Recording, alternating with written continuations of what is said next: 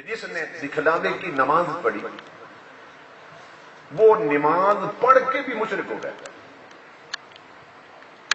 پڑھ نماز رہا ہے اور شرک کر رہا ہے.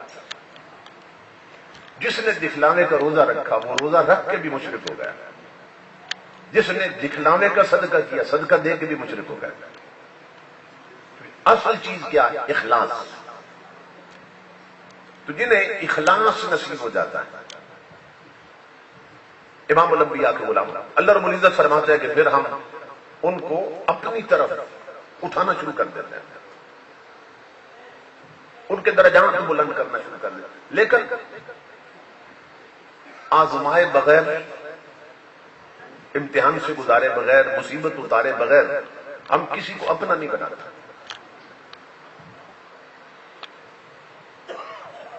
امام الانبیاء سے بڑھ کر اللہ کو کوئی پیارا ہے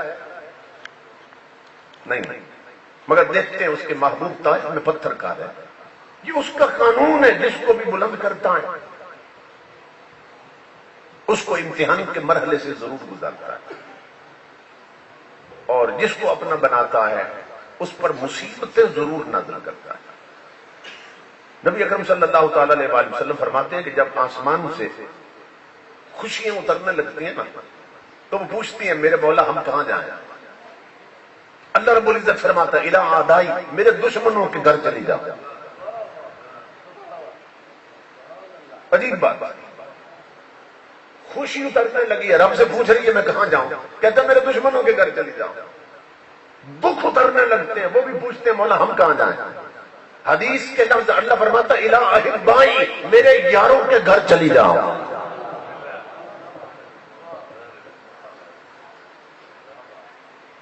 مولا کیا کرے گا؟ فرمایا اس اتری ہوئی مصیبت پہ جب وہ صبر کریں گے نا تو وہ درجے دوں گا جو کسی کے تصور بھی نہیں آ سکتے. اسی لیے قرآن پاک میں اللہ رب العزت نے فرمایا والذین جاہدوا فینا لنہدینہم سبلنا, جو ہم تک پہنچنے کے لیے محنت کرتے ہیں, رگڑے کھاتے ہیں, تکلیفیں اٹھاتے ہیں, تو جب دیکھتے ہیں نا کہ وہ مخلص ہیں, میرے ساتھ کھڑے ہیں, دکھ دوں تب بھی میرے ہیں, سکھ دوں تب بھی میرے ہیں, تو فرمایا پھر ہم بھی اپنی ربوبیت کا اظہار کرتے ہیں اور انہیں نچلی کرسی پہ نہیں رہنے دیتے, ترقیاں دیتے ہیں, اٹھاتے ہیں, حتیٰ کہ اس دروازے تک لے آتے ہیں کہ پھر اسے دستک کی بھی حاجت نہیں ہوتی. پھر وہ طالب ہوتا ہے ہمارا, ہم طالب ہوتے ہیں اس کے. وہ ابھی ہاتھ نہیں رکھتا دروازے کہ ہم کھول کر اپنا دیدار بھی کرا دیتے ہیں. فرمایا والذین جاہدوا فینا, جاہدوا جو جہاد کرتے ہیں, مجاہدہ کرتے ہیں, محنت کرتے ہیں. ایک وقت آتا ہے کہ اپنی معرفت کے تمام راستے ہم ان پہ کھول دیتے ہیں, لیکن قربانی ضروری ہے, محنت ضروری ہے, رگڑا ضروری ہے. اور پھر اس کا قانون عجیب ہے کہ ایک چیز ہے جمادات, پھر اس سے اوپر درجہ ہے نباتات کا, پھر نباتات سے اوپر درجہ ہے حیوانات کا, پھر حیوانات سے اوپر درجہ ہے انسان کا, اور پھر اس اشرف المخلوق, انسان اشرف المخلوقات ہے, پھر اس سے اوپر درجہ اس نے اپنا رکھا ہے, پھر خالق. تین قسم کی نا بڑی مخلوق ہے. امام غزالی فرماتے ہیں ایک فرشتے ہیں, ایک حیوان ہے, ایک انسان ہے. اللہ رب العزت نے فرشتوں کو عقل دی ہے, شہوت نہیں دی ہے, خواہش نہیں دی ہے فرشتوں کو. اگر وہ گناہ نہیں کرتے تو ان کا کمال نہیں ہے, وہ کر ہی نہیں سکتے. اللہ رب العزت نے انہیں عقل دی ہے فرشتوں کو, مگر خواہش نہیں رکھی انہوں نے. اللہ رب العزت نے حیوان جو بنائے, جانور, اللہ نے ان میں خواہش رکھی ہے, عقل نہیں دی.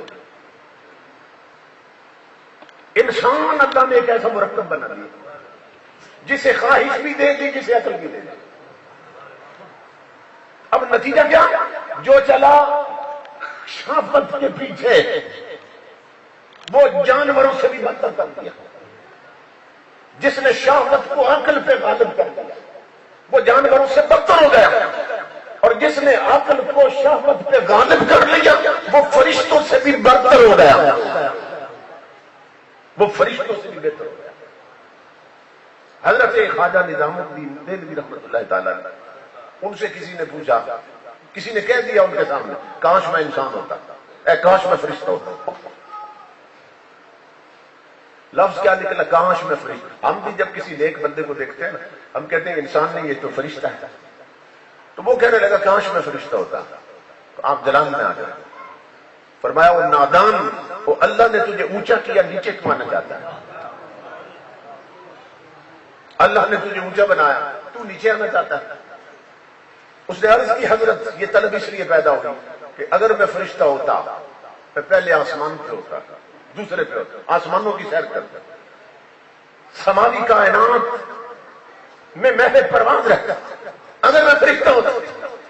خواجہ نظام الدین دہلوی فرمانے لگے لگتا ہے تو ابھی محمد عربی کا غلام نہیں بنا کہ تجھے طلب ہے کہ میں فرشتہ ہوتا.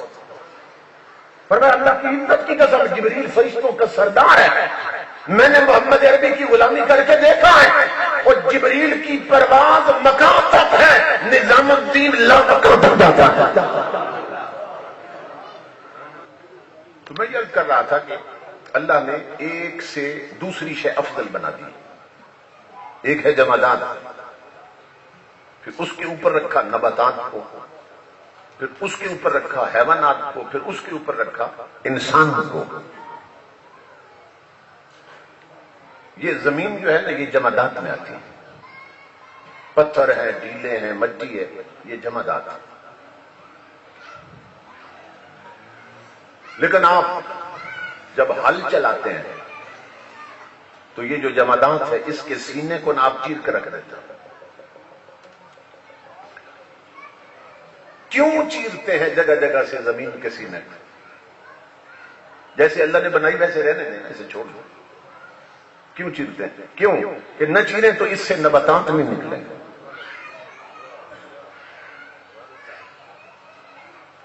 وہ چیزیں جو جن میں نمو ہے، جو پھوٹتی ہیں، جو اگتی ہیں، جنہیں آپ پانی دیتے ہیں اور پھر وہ پروان چڑھتے ہیں. تو جمادات کے سینے کو آپ نے جگہ جگہ سے چیر کے رکھ دیا، ہل چلایا اور بیج بو دیا. اور کمال ہے انسان، پہلے اسے چیر کے رکھ دیا پھر اسے ملا رہا ہے سہاگے کے ذریعے.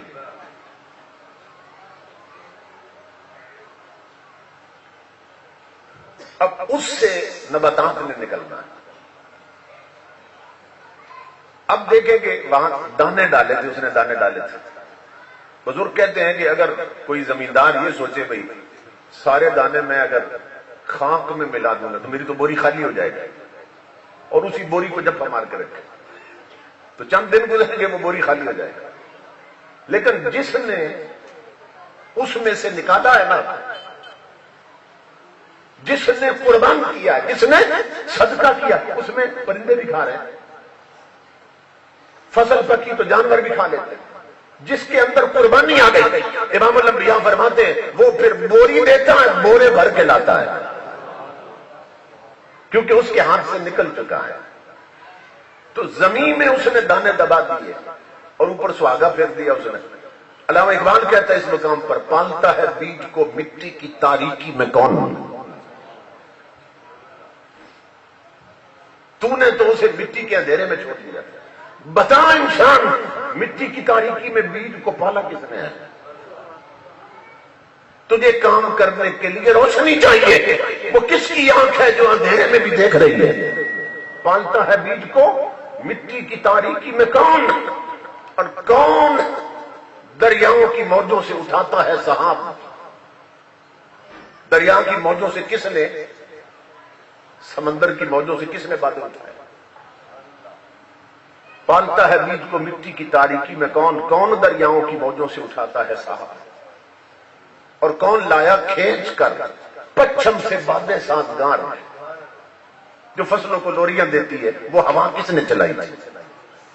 کون لایا کھینچ کر پچھم سے بادیں سازگار، خاک یہ کس کی ہے؟ کس کا ہے یہ نور آفتاب؟ اور کس نے بھر دی موتیوں سے خوشہ گندم کی جیب؟ موسموں کو کس نے سکھلائی یہ خوئے انقلاب؟ کبھی سردی ہے کبھی گرمی، کبھی خزاں ہے کبھی بہار۔ تو اقبال کہتا ہے یہ اللہ رب العزت نے نظام بنا دیا، تو نے دھرتی کا سینہ چیرا، اس میں بیج بویا۔ کیوں؟ تو جمادات سے اب نباتات لینا چاہتا ہے، تو نباتات افضل ہے زمین سے، تو زمین ادنا ہے، تو دیکھ سینہ پھڑوا کر ادنا افضل پہ قربان ہو گیا۔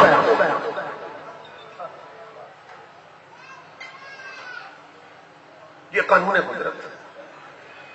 پھر امام الانبیاء کے غلاموں فصل پک گئی، سارا کچھ ہو گیا، پھر آپ اسے کاٹنے لگ گئے، بھائی کیوں کاٹ رہے ہیں؟ اور پھر کترے والی مشین سے گزار، اس کے پھر ٹکڑے کر دیا۔ کیوں؟ کہا جس طرح ادنا اس پہ قربان ہوا تھا، اب کوئی اس سے بھی افضل ہے، حیوان جانور کو اس سے بھی افضل ہے۔ اب یہ نا ٹکڑے ٹکڑے ہو کر مشین میں کترے ہو کر یہ ادنا اپنے سے افضل پہ قربان ہو رہا ہے۔ آپ نے چارہ جانوروں کو کھلا دیا،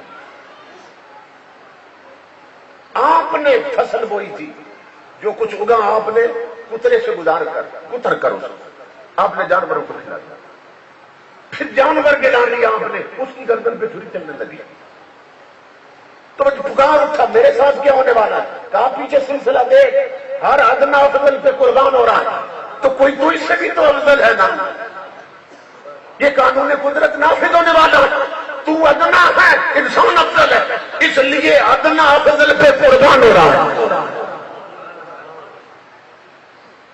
امام الانبیاء کے غلاموں بات پہنچی انسان تک، نمرود نے آنکھ دلا دی، مولا کیا ہونے والا ہے؟ فرمایا وہی سلسلہ جو پیچھے سے آ رہا ہے، مصر میں کنواں بن گیا، یوسف کو گرانا، مولا کیا ہونے والا ہے؟ فرمایا وہ سلسلہ پورا کرنے لگا ہوں جو پیچھے سے آ رہا ہے، مولا یہ احد اور بدر کے میدان خون سے رنگین ہونے والے ہیں، کیا ہو رہا ہے؟ فرمایا وہی پچھلا قانون چل رہا ہے کہ جمادات نباتات پہ قربان ہوئے تھے اور نباتات حیوانات پہ قربان ہوئے، حیوان انسان پہ قربان ہوا، تو انسان ایک میری ذات بھی ہے جو تجھ سے افضل ہے، اس لیے اب تو نے مجھ پہ قربان ہونا ہے، اس لیے اب کیوں نہیں کرتے، اس لیے اب بولنا نہیں ہے، اس لیے قانون یہ بنا دیا میں نے، ہر ادنا افضل پہ قربان ہوتا ہے۔ یہ قربانیاں اس لیے ہوتی ہیں، اس میں کوئی بول نہیں سکتا، جو بولے نا اس کا پتہ کاٹ دیا جاتا ہے۔